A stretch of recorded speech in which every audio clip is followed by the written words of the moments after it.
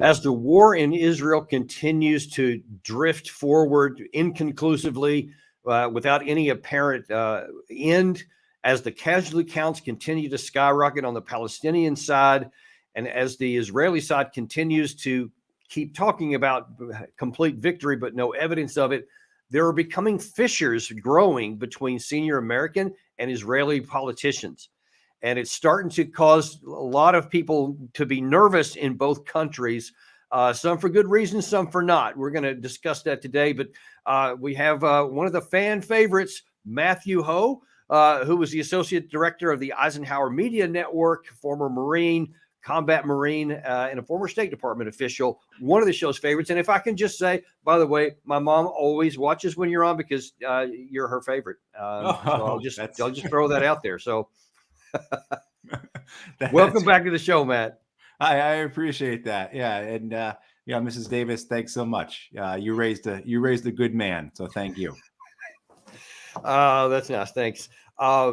Well, listen, let's just jump right into this because one of the topics that we talk about a lot, and something that is always kind of at the forefront of your concerns for made just from a humanitarian position, just from a human position, just from a morality standpoint. I know that's something you always want to talk about, and we're going to get into all that today. But first of all, I want to take a look and kind of bring everybody up to date on some things that have been happening just in the last few days, and where we are and why there is growing daylight between Israel and the United States. And then let's talk about what that may mean going forward.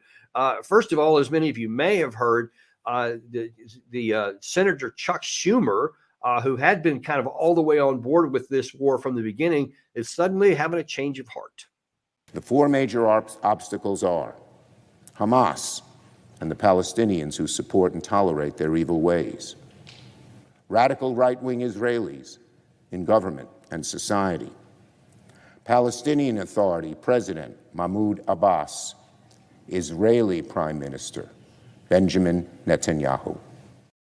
So it kind of sounds like he's saying, hey, man, we need a regime change. We need to get rid of everybody in the Palestinian side and everybody on the Israeli side.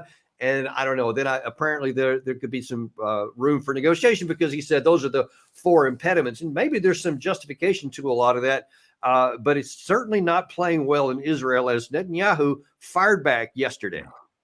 It's inappropriate to go to a sister democracy and try to replace the elected leadership there. That's something that the Israeli public does on its own, and we're not a banana republic. Well, that remains to be seen whether they are or not. But yeah, they're heading that way. They're certainly heading that way for the moment. But before we get your view on this, I wanted to play a bit of Chaz Freeman, who was on the show last week, was talking about this after it had happened, and he has a very interesting analogy to draw. I see that, in frankly, quite cynically. I think this is trying to scapegoat Netanyahu. Netanyahu created a lot of the conditions that now prevail in Israel. But if you get rid of him, those conditions are not going to go away. So this is, like the ship is on course to go up on the rocks. So let's throw the captain to the sharks, but don't change course. Well, throw the captain to the sharks, but keep the ship going toward the rocks. Do you think he's right there? I think he's absolutely right. I mean, I think he is so spot on. I'll take the cynicism a little further, in the sense that I don't think Schumer listened to anything Benny Gantz had to say when he was in Washington, D.C. the week previous.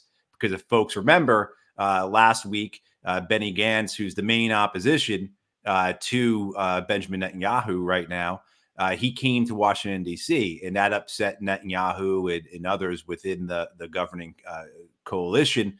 And it was seen as this great example of the Americans, giving the finger to Netanyahu, basically, and, a quiet threat of we'll stop backing you and we'll back the other guy. And then what happens? Gantz, who's a former IDF general, his party is a center party, center right party, basically. Gantz came and said the same things you'd expect from Netanyahu or really anyone else within the Israeli establishment. I mean, he's not as far right as the religious zealots are, but I don't think Schumer listened to any of that. And so I think Schumer's comments last week about how Netanyahu is causing great harm to the Israeli people, and then they should get rid of him. And then if you get rid of Netanyahu, all will be well. He just completely ignores what Benny Gantz and what the majority of Israelis saying. A poll came out this weekend that 68% of Israelis do not want humanitarian aid to reach the Palestinian people. It's more than 2/3 of Israelis are saying they don't want humanitarian aid to reach the Palestinian people. So the majority of Israel is behind this war. And certainly all the leading political figures, with the exception of a couple, and I literally mean a couple of Jewish Israeli politicians, are behind the war. And not just behind the war, they do not want a two-state solution. They want no political settlement to come out of this. They want, as Netanyahu says, victory. So that's exactly, I completely agree with Ambassador Freeman there. Like, just this is, and that's such a great analogy, throw the captain overboard, but keep the ship heading towards the rocks. That's what the Israelis are doing.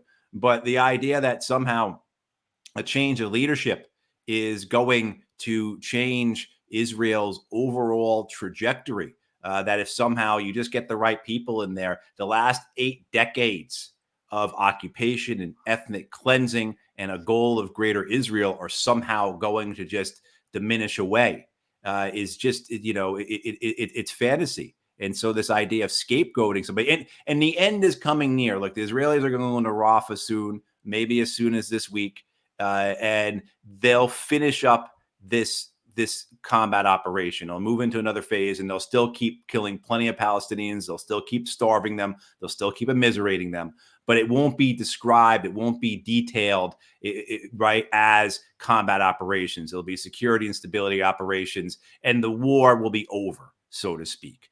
And that allows then people to start writing history. And if you can say, well, it would have gotten better, it would have been a cleaner, more decent war, the genocide wouldn't have happened, but Netanyahu was the guy who did it. If anyone else had been there, if they just had a better Israeli in charge, you would have had a better result from this, which is all complete nonsense, because there was no one in any position of authority in Israel that was advocating anything different than what Netanyahu has been conducting. Yeah, and actually, and I'm about to play another clip here in a few minutes where Netanyahu talks about some of that, throws out some numbers that, again, I was actually surprised. I didn't know that they were as high in the Knesset, as he's going to mention here in a second. But this widening gap there. So I think you can argue that Schumer may have, let's give him a little bit of the benefit of the doubt that he wanted to try to fix the situation, to get help into the Palestinians. Maybe he wanted to see if they can move to a two-state solution. I don't know what his actual motivation was, but I know that the White House is again, maybe being cynical, is being moved because what happened in Michigan and Minnesota with the protest votes, et cetera. But in the State of the Union address, you had the President of the United States emphatically say this. As we look to the future, the only real solution to the situation is a two-state solution over time.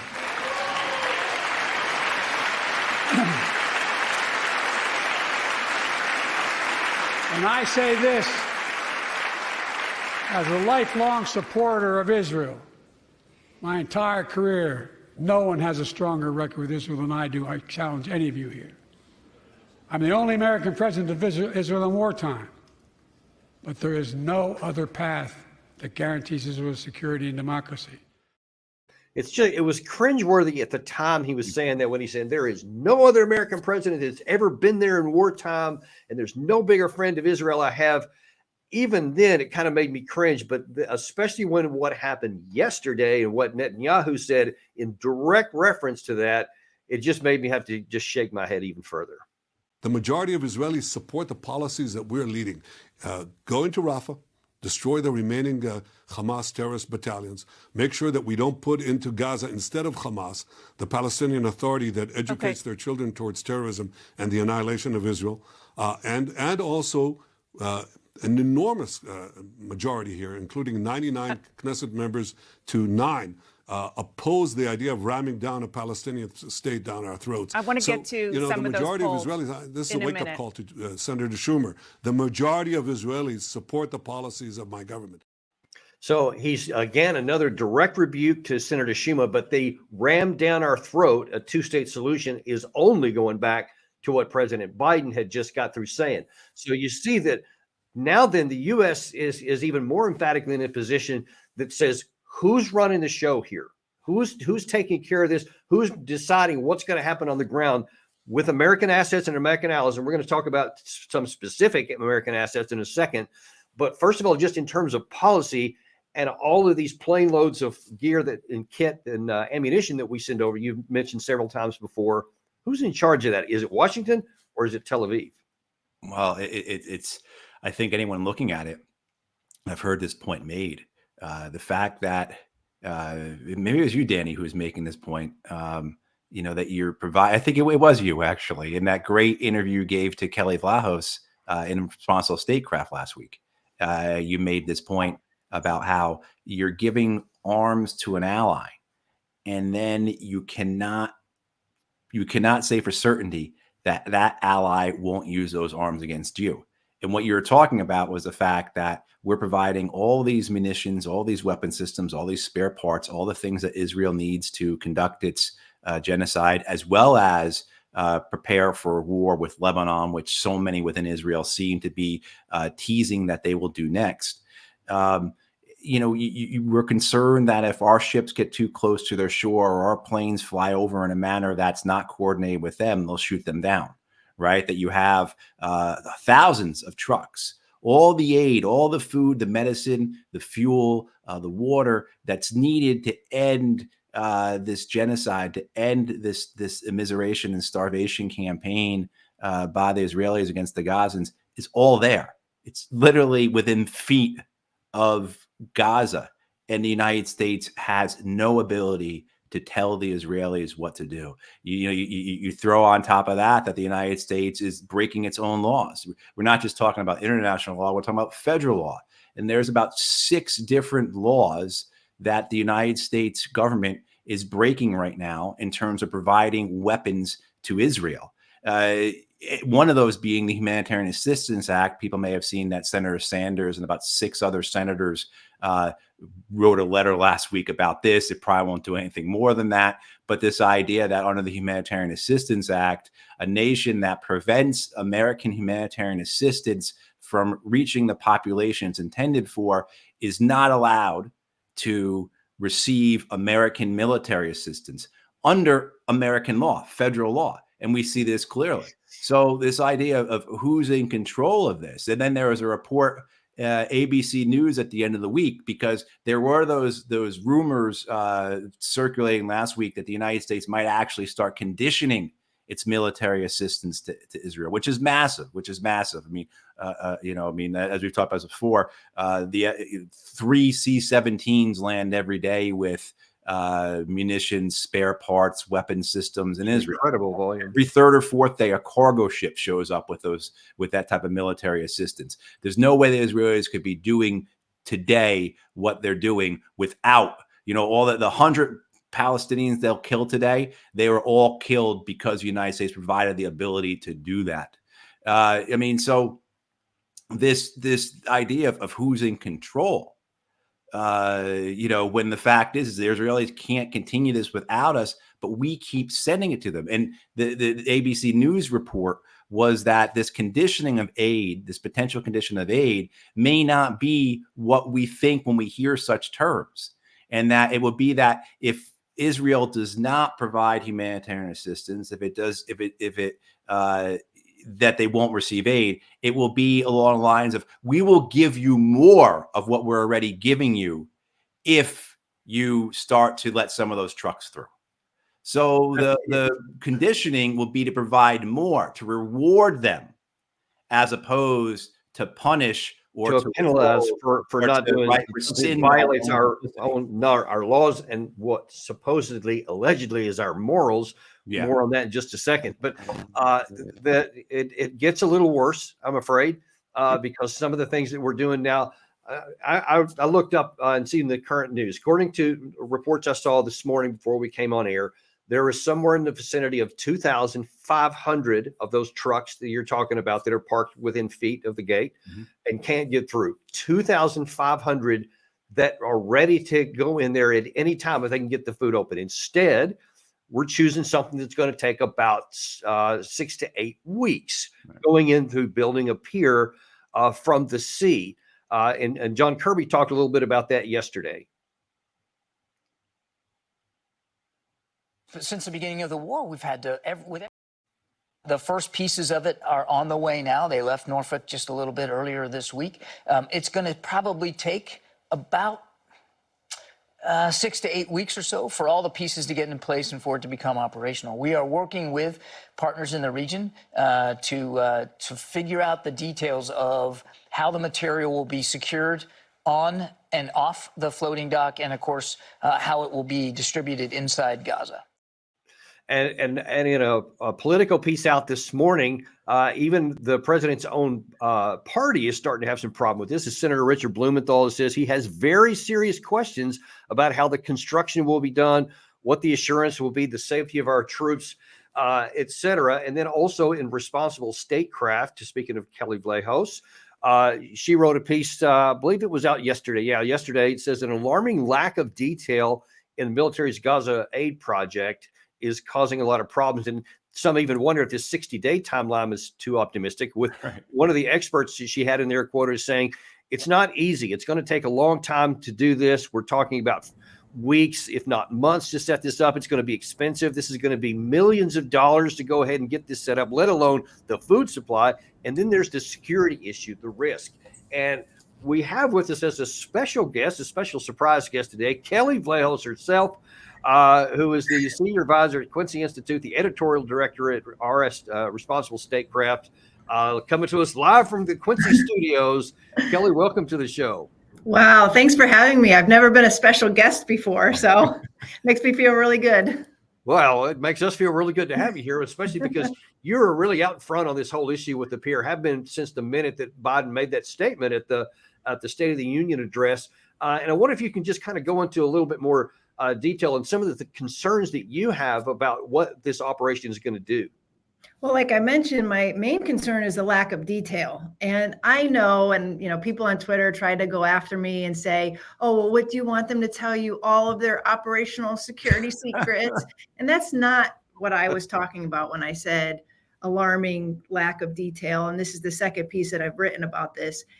It's about like what kind of pier, what kind of causeway. We're starting to get some information on that, but in terms of like how long is it really going to take, and is the timeline, the 60-day timeline, does that include like the travel that these Army watercraft have, the time that those craft have to take, these arduous journey across the Atlantic to Cyprus, plus the construction? And I think what we're seeing now is there'll be about a 30-day journey. I'm thinking it's going to be more like 45 days total for all these craft to make it, because they're going at like 9 knots because they're fully loaded. These are very slow moving watercraft, plus all the construction. So this idea that this is going to be set up in 60 days, I don't think we have enough information about the timeline. We definitely don't have any information about the cost. We're saying Kelley, millions, but is it hundreds of millions or 500 millions? Go ahead, Danny. Yeah, let me ask you this, because this is one of the first questions that I keep having. And my first thought when I first heard about this was, wait a minute, as we just talked about here, there's thousands of trucks that are just sitting there. Yes. All you got to do is just punch a hole in the gate or open a gate or make a new one in another part of the fence. And you can roll the stuff in this afternoon. It doesn't have to wait until it's going on here. Have you had any conversations with it? And I know you have a lot of contacts in the U.S. government or senior officials. Has anyone said why that's not an option? Nobody's saying anything to me in an official capacity. I've been reaching out and getting a lot of crickets in terms of official government response from like the Pentagon press office. I've had some other calls out to the State Department as well on this and other matters. So that's another alarming sort of facet of this, is that I'm not getting a lot of feedback on the official score. But you're absolutely right. There's tons, literally tons of food waiting at the gate. And instead, they are focusing on a project that is going to not only require all of these modules and other equipment to get over here, it's going to require over 1,000 U.S. troops. And that's another question mark. How much is over 1,000? Is it 2,000? Is it 5,000? It's also going to require boots on the ground. And Biden has insisted there will be no boots on the ground. He emphatically said at that State of the Union, no boots on the No ground. boots on the ground. And the kind of causeway that they are going to build, so we know they're going to build this modular trident causeway, which is a floating causeway. And I quoted Salma Kirkliano, who has this What is Going On with Shipping podcast, who went through all of the different types of causeways that the Army could build. Okay, so we know it's a trident floating causeway. Well, as Salas said, you're going to need people on the beach to maintain this on a daily basis, reset the anchors. This isn't something that you just build and then walk away from. So it seems impossible to not have U.S. troops on the beach maintaining this causeway. So that leaves the other question is, okay, are we going to have those guys on, those Army logistical guys on the ground? And then you have the question about the security. So you get all the food on the beach. Who's going to be protecting the food and the people at the staging areas? And this is where the Israelis have come in, or sources, Israeli sources unnamed, have said they're thinking of putting private contractors on the ground. And there's also been reports about the U.S. Talking to private contractors. There's this one outfit called Fogbo that seems to be popping up in all of these different stories about the pier and the humanitarian project here. Who is Fogbo? It is a bunch of very recently retired Marines, special forces, and intelligence, including a former Assistant Secretary of Defense. And so we have these, this is basically a military outfit, recently retired, as being mentioned as the sort of interlocutor that can put, like you said, the non-military face on this part of the operation. So many questions. It's interesting that you say that, the question about what's going to happen with the food on the ground and what the Israelis are saying privately. Well, here's what they're saying publicly. When Netanyahu was asked about that yesterday, he had a really strange commentary about what happens to the food once it gets inside the strip. We have increased the number of trucks entering the north. I think I'm up to date, and I know these numbers. And we know that there is an increase, but we also know that we have a job to do to prevent the looting. Because, at the end, we bring in the trucks, including to the north, and then they're looted by remaining Hamas terrorists. We've destroyed the fighting formations of Hamas, the terrorist battalions, but they're still individual terrorists that will shoot the drivers, take over the goods, and try to give it to Hamas fighters, the remaining Hamas fighters. So it's an ongoing battle. I understand but that. it's something but that you we're committed understand to. that it is Two the responsibility. efforts that we're committed to. Destroying Hamas and giving humanitarian aid. So you see, he's not listening to the president of the United States or to the person asking the questions there, because he doesn't want to answer any of those questions. But I thought it odd. I've not heard of any reports of Hamas shooting the drivers of these trucks when they come in and then stealing the trucks. I haven't heard anything about that, but I have heard, as we might have heard the other day, when the Israeli forces, for whatever the circumstances were, actually opened fire on some of the people so-called looting that. But that's an absurd claim anyway. Because look, there's the Israelis have called all of Hamas the terrorists and fair targets, which included the Hamas policemen who were supposed to maintain civil order. They have been destroyed. So who's left to actually keep any kind of chaos from happening in there? Yeah, and to me, he's a bald-faced liar. Like you said, there's no evidence that Hamas is shooting humanitarian aid truck drivers and stealing the food. We know we have multiple reports of aid workers being attacked, being under fire by IDF. And we know of these incidents like the Flower Massacre, where people lining up for food have shot and killed as well. So I don't know where the heck that is coming from. But it's probably a part of the same set of talking points that AIPAC had unleashed on Capitol Hill last week, where they insisted that people in Gaza are not starving. That's another set of their talking points, where they're literally lying to people. But put that aside, I mean, there is a valid security risk of putting U.S. troops on the beach in Gaza. Now, not only are they at risk of what's going on, the actual combat, Israelis, who are literally shelling the Gazans there, but also Hamas. We can't guarantee that Hamas isn't going to attack that causeway, attack our troops. We're going to be coming in the middle of a conflict. Yeah. And there's nobody has been able to answer the question of who is going to protect our troops, who's going to be providing the security.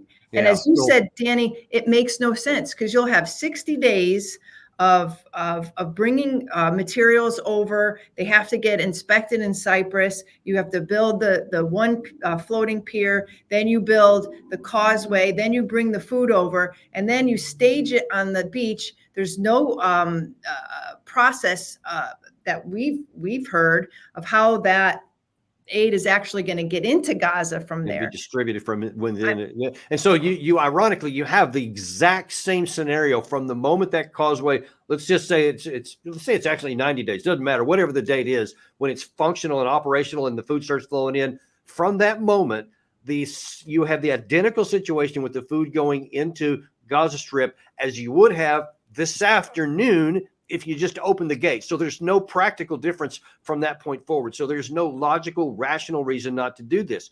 But Matt, I want to go back to you for a second. Kelley mentioned this, some of these claims that no one's actually starving.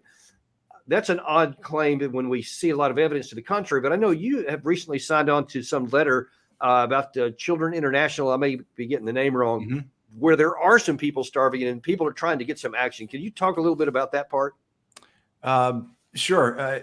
The level of famine that's occurring here, and we're asked to believe Benjamin Netanyahu or members of Congress, or as opposed to, I guess, our lying eyes, because certainly you watch what's occurring through a variety of sources, and it's just clear the devastation and the immiseration and the suffering.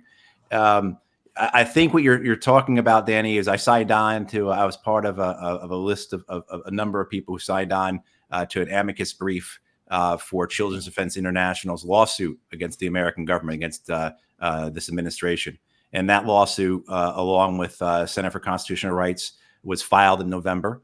It accuses the United States government, just as we were speaking about before, of being in violation of federal law and international law.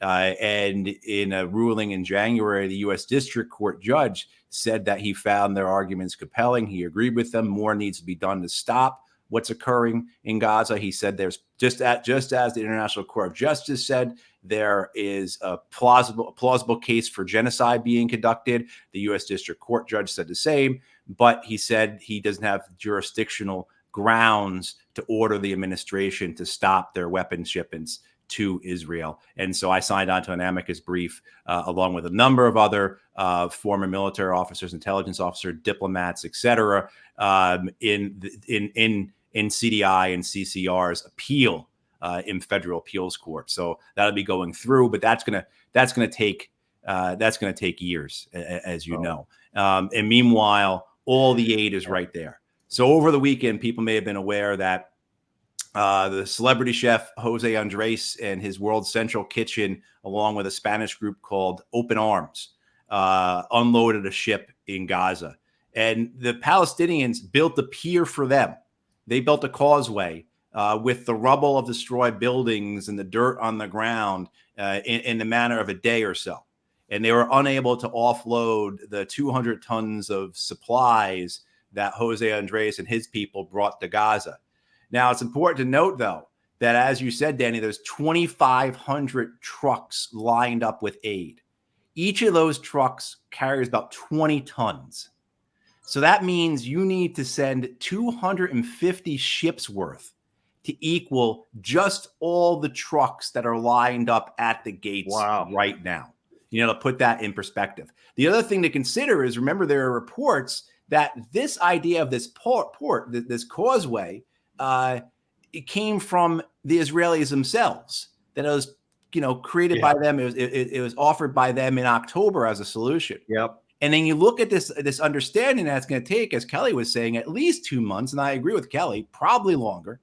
And you say, well, that means that the Israelis have no intention whatsoever of ever opening these land routes. If the American government is saying this is the way to go forward with the port, that means they do not estimate at all within the next 2 months that the Israelis are going to agree to opening up the land routes, the land entry ports, any more than they've done so already. And these lies are just overwhelming that we hear over and over. And thank God this weekend, Senator Chris Van Hollen called them out at least. Van Hollen said he described the Israeli accusations against UNRWA, the United Nations Relief and Works Administration, the folks who provide the aid in Gaza as well as in the West Bank. He described those accusations by the Israelis against UNRWA as flat out lies. So at least we have a few people who are standing up and calling these lies out, but it's only a few. Yeah. And Kelley, let me shift back over to you again. Do you have any sense from any of your contacts, whether official or unofficial, in Washington here, where anyone's asking the question, hang on, why is the United States military being sent to do this mission that's going to take, 2 to 3 months to set up and then an indefinite amount of time to roll it in? Who's going to pay for that? Where's that money coming from? And why not just insist that the gates be opened up and not do this at all? Is anyone even asking those questions? I have listened to all the briefings, the Pentagon briefings on this issue, and they have reporters have asked that very question. And they don't really have, they have very vague answers in terms of why a pier and not persisting with the Israelis to open up the gates. They just say that this is the best way that the administration feels that they're going to get the amount of aid that needs to go into Gaza. And I don't think anybody's buying it, Danny. I feel like this question is being asked all over town and they're not getting very good answers. And that's leaving, lots of questions and conspiracy theories as to why the Americans want to build a barge or a causeway and a pier, and that we're not getting. We do know that we will be paying for it. The American taxpayer will be paying for it.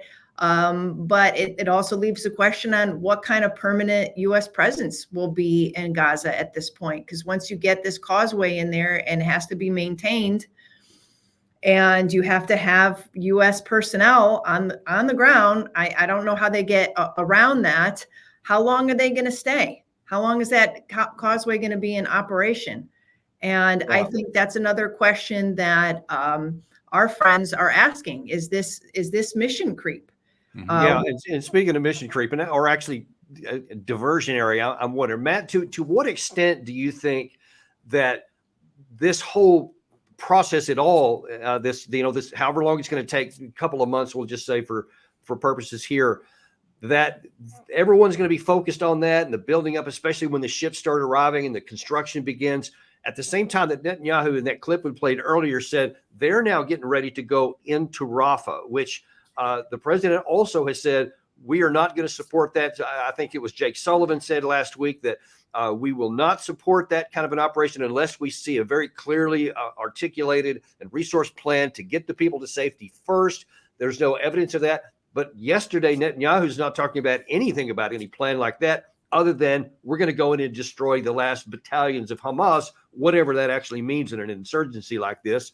But is it possible that that's a diversion? So everyone's focused in the West on this pier while he goes in on the ground over here and routes the last of the so-called Hamas people. Right, exactly. The briefings, the State Department briefings and the Pentagon briefings that, God bless you, Kelley, for sacrificing your time to listen to all those. Right. God bless you. But that's going to be the focus of them, right? And they'll give progress reports and status reports saying, oh, the ships just reached, they just entered the Mediterranean, and today we laid X amount of feet of causeway, and et cetera, et cetera. And you'll have the same fabrications, the same lies, the same obfuscations. I mean, hey, just yesterday, Admiral John Kirby, the National Security Council spokesperson, his comments when he was asked about this conditioning of aid. What if Israel does go into Rafah? Will the United States hold back sending weapons and munitions to Israel? And John Kirby's response was the same. It was same yesterday as it was 5.5 months ago. You were not going to do anything to curtail Israel's ability to defend itself. And so you have people. That's because that last weekend you had President Biden himself asked about that.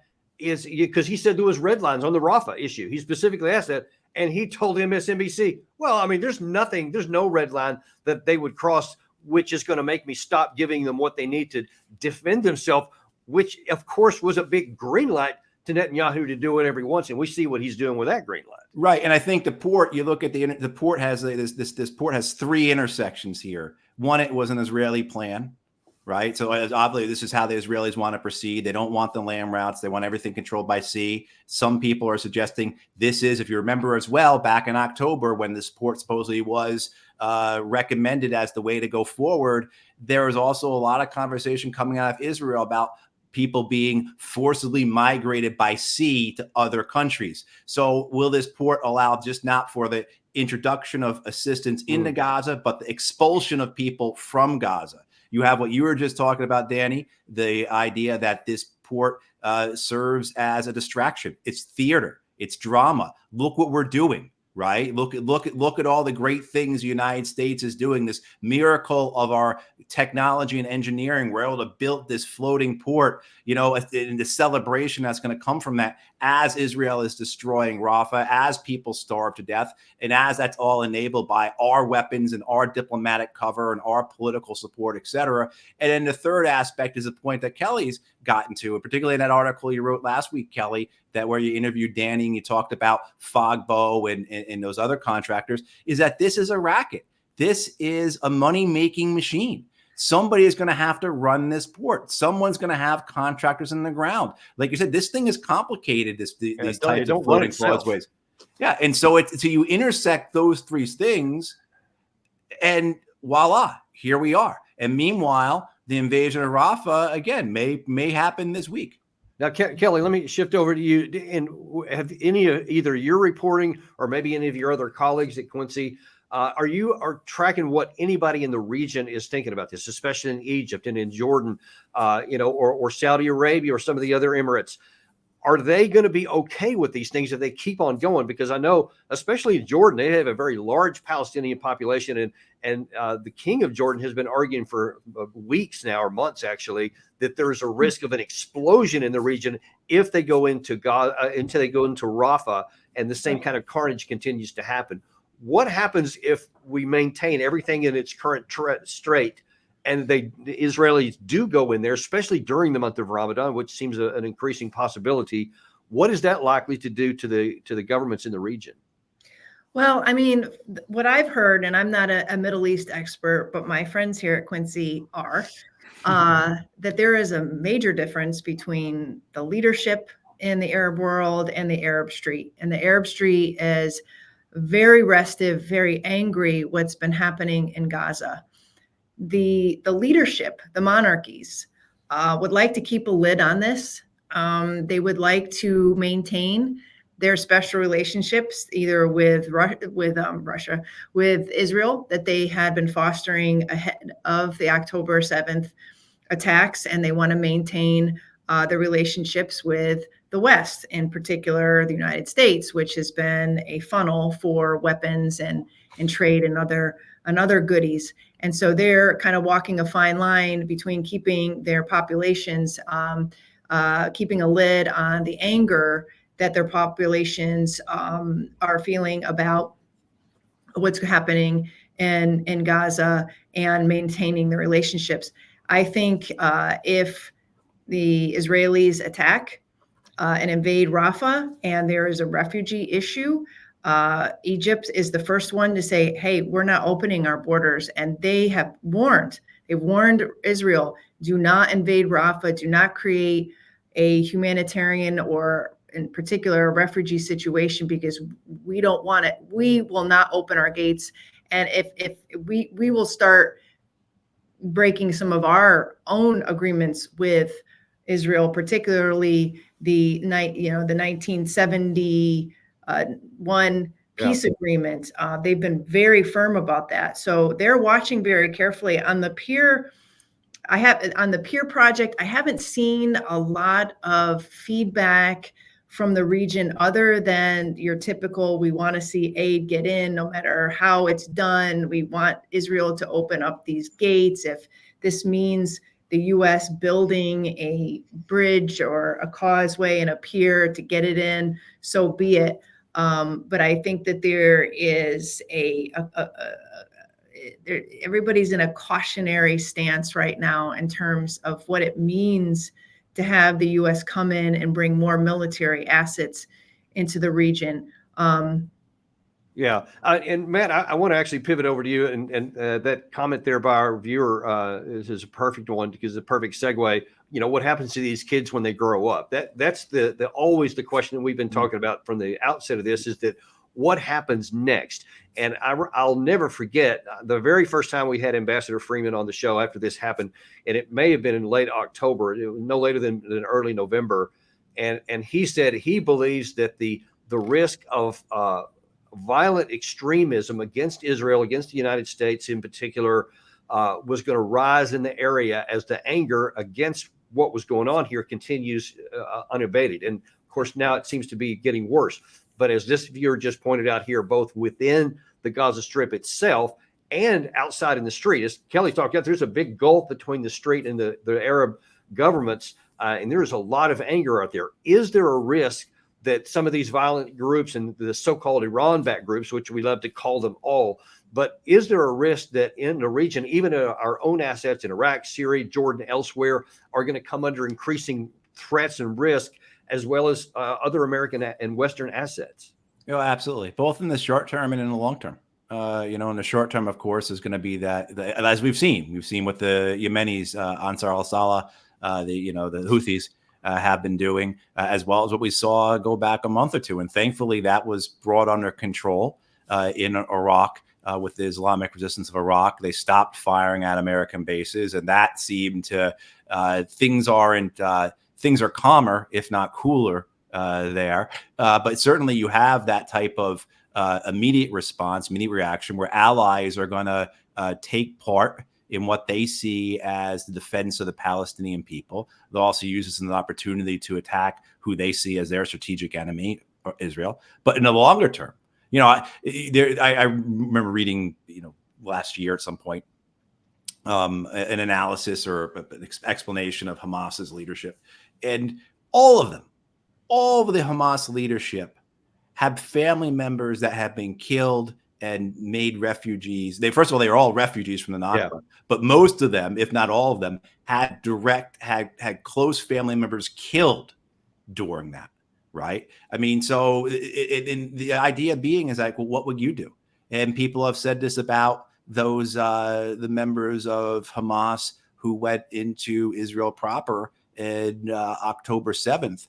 Those towns, those villages, those kibbutzes they went into have once been Palestinian towns and villages, and that many of those Hamas fighters were now in Israeli towns and kibbutzes that their grandparents or their parents have been expelled from, let alone the 10,000 plus Palestinians killed in Gaza over the last 15 years, including the nearly 10 plus the 10,000 or so shot during the Great March Return of 2018, they've all got relatives. They've got friends. They've had coworkers. They have people they went to school with who joined the resistance because of that. There's this. I recently wrote something about why Irish Americans support Palestine, and since it's been St. Patrick's Day, I've been listening to my Irish rebel music, and there's a song that comes out of the Troubles. The fight of the Northern Irish between the Republicans and the British and the Loyalists, and it's about two men who were executed by the British SAS in the street, and they're shot 70 times. And the lyrics of the song, they talked about for every trigger that was pulled, another volunteer enlisted, right? So there's this idea that what would you expect is going to happen? Why do you expect? It's this fallacy that somehow we're going to beat these people into submission. And the only way you can do that actually is through ethnic cleansing. The only way you can do that is to entirely subjugate them, to eradicate them, right? And because here's the reality is that, on top of what you just said there, and in some ways, what's happening now is going to be more insidious because of not putting the food in there right now that's available and waiting another 3 months. There's no telling how many are going to physically starve to death. Right. And to watch a child literally fade away because of lack of food or water in front of you. I mean, that's got to be somehow even worse than just seeing them killed on a bomb or so. And those memories never go away. So the question that I've been talking about from day one is, what does Netanyahu think he's going to accomplish when he says he's going to destroy the final battalions? When he said a week ago that we're weeks away, not months away, from having this war won and sitting. Now, he may use the fiction that you said a minute ago, Matt, at the top of the show here, that he'll just put a new title on it and say, now it's stability operations, the war is over, yay, clap, whatever. But the insecurity for Israel is now swelled to unimaginable heights, and it's never going to go away. Well, I mean, it's going to be a generation already, no matter what, even if you stop the damage today. But the longer it goes, the more insecurity for Israel they're building, which is why I'm so anguished for both the Israeli civilians, the Palestinian civilians, and everybody in the region are going to be paying for this already. And we've got to try to cut this off, I think. Yeah, I mean, and I'm sorry, Kelley, you've written a lot of this stuff, and specifically on the pier, but you've been following this from the outset. What would you recommend that we do? What should the U.S. government do to try and at least cut off all this losses that we keep building up for ourselves and for Israel? I mean, I think tough love is in order, and I don't think I'm the first person or the last person probably to say it, that we have to start using the leverage we have. And that's the billions of dollars that we give to Israel every year in military aid. At least start conditioning it. None of that has happened so far. Everybody's been talking about it.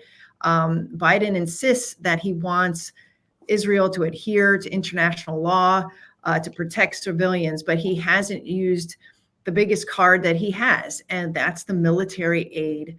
We have built up, the United States has built up Israel's military industrial complex over the last 30 years. They get $4 billion in aid a year. Everybody knows this. Everybody knows how powerful their military is, how wealthy it is. It's the biggest and baddest military in the Middle East.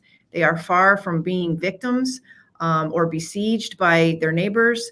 They have what they need to defend themselves now as we speak.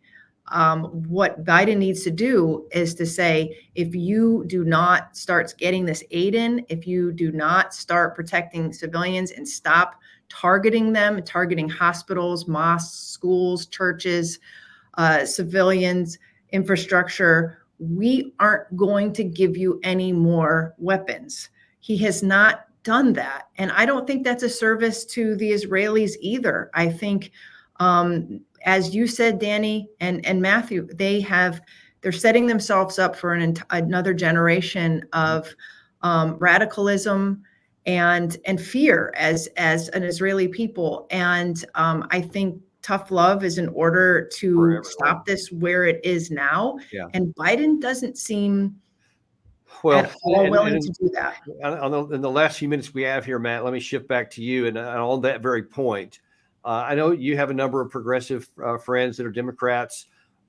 I know that this is an election year, and I know that especially because of the shots across the bow that the voters had there in Michigan and Minnesota, recently, that's what's prompting some of this conversation. But is there any sense that the Democrats are going to say, "Hey, don't do this in our name"? If you're going to, we want the tough love that Kelley's talking about here. Is there any sense that they're willing to buck the system more than just with a protest vote in a primary that doesn't have any impact on the nominee, but that they would do anything more to say, hey, seriously, stop this? Or is it the electoral politics going to win the day? I think, this was the calculation the White House was making back in October. And you have to include also the fact that Joe Biden, as we saw in that clip earlier from the State of the Union, he is the most, not just pro-Israel president, but one of the most pro-Israel politicians we've ever had in D.C. And there is a good NBC News story about this week where they made it clear that Joe Biden, what his support for Israel is because he thinks it's the right thing to do. It's not based on political considerations. I don't know how much that's massaged or not, but also too, within the DNC though, within the White House, they would have had these types of calculations. And I think their calculation is that the several million progressive votes that they lose, people who are going to vote for, say, Jill Stein or a Cornel West, they're not going to vote for Bobby Kennedy. They're not going to vote for Donald Trump because they're the same or even worse than Joe Biden on when it comes to Palestine. But those people will either vote third party or they'll leave that spot blank or they won't show up at all. That 3, 4, 5 million people who don't turn out to vote for the president this year is less of a concern than the money that will be lost if the president does not follow the pro-Israel line. That the reelection campaign, and not just the president's reelection campaign, but the entire down ballot Democratic campaigns cannot survive an election cycle if they buck AIPAC and the pro-Israel lobby. The fundraising is just too much. The amount of money is just too much. This is the way the American system works, and until we get money out of politics, we are going to be beholden to that, not just for issues with Israel and Palestine, but and for the irony gun is control, finance, healthcare, whatever. Yeah. And the irony is that it doesn't matter if you lose some of the money in the election campaigns, if the people are so turned off by the policies that you have. I don't care if you have a mountain of cash. Most people aren't going to vote based on that. They're going to vote based on how their heart is. And I think they're making their heart pretty clear. So in all likelihood, and according to Ambassador Freeman, who I talked to on this very specific, he thinks that the Democrats are literally cutting their own throats electorally because they're going to, by keeping to that dynamic that you just mentioned, they're going to lose here anyway. So the irony is that if you did the right thing and you're afraid of losing the cash, you probably would gain the votes. But as it is, you're probably going to lose both. Right. In the election. And there's some the thought. I think that the possibility is that there's a good possibility, better than half, that they replace Joe Biden so that all the other aspects of Joe Biden, including this, they replace it. They replace him with a governor, J.B. Pritzker or Gavin Newsom type, and then that's the old guy. And then the other thing too is kind of gets back to this point of the pier and this idea that by the time the election comes, the war will have been over. And look what the United States has been doing since then to help the Palestinian people. And the hope that people will vote, will have forgotten about this or will be voting on other issues. But still, they're going to lose a few million people, I think. But that's their calculation, is that the money is more important than those individual votes. As we kind of close out here, sort of to put a coda on that, we have something new from Biden, who's actually also talking about Schumer's issue here, and I think it's really illustrative of kind of where we are. Senator Schumer contacted my staff, my senior staff. He's going to make that speech, and I'm not going to elaborate on the speech. He made a good speech, and I think he expressed a serious concern shared not only by him but by many Americans. And that's it. Just Yeah, I heard it. Yeah, he said it, and yeah, it was a speech. Anyway, what was the question? You see, it's not going to make any difference. No one's going to change anything. And folks, if anything's ever going to change, it's going to have to be because people like you who are watching this, voters, say, no more of this in my name. I don't care how much money you get in election campaigns. It's meaningless to me because I'm not going to vote for you anyway if your policies aren't right. Write your congressman. I'm telling you, it has a much more impact than you think. Go on some of these videos that they have, make comments on it. That stuff matters. People pay attention to that stuff. It may seem a little bit, but the more we can build in, anything we can do to weigh into this, I think we can do. Because ultimately, folks, we're all in this together. And look, Matt and Kelley, I'm so grateful that you guys are always putting yourself out there and always searching for the truth and putting it out there no matter what, because we're unintimidated and uncompromised here on this channel. That's why we made it, because it's not on the mainstream news. You guys live that too, which is why we love having you on the show. So just really appreciate you guys coming on, and ask you to just keep on doing what you're doing to help, make some sane policies and give our country a chance, the Palestinian people a chance, and even the Israeli people a chance to have a shot at peace. Thank you, Danny. Thanks, Danny. And thanks to you guys all too. We ask you to continue to watch our show here, to like and to subscribe and to share this with other people. I can't stress how important that is, because you've seen the mainstream news and it's not telling you hardly any of these things. They just throw some facts and figures and quotes out there, and you're on your own to figure it out. But we're going to continue to hold their feet to the fire.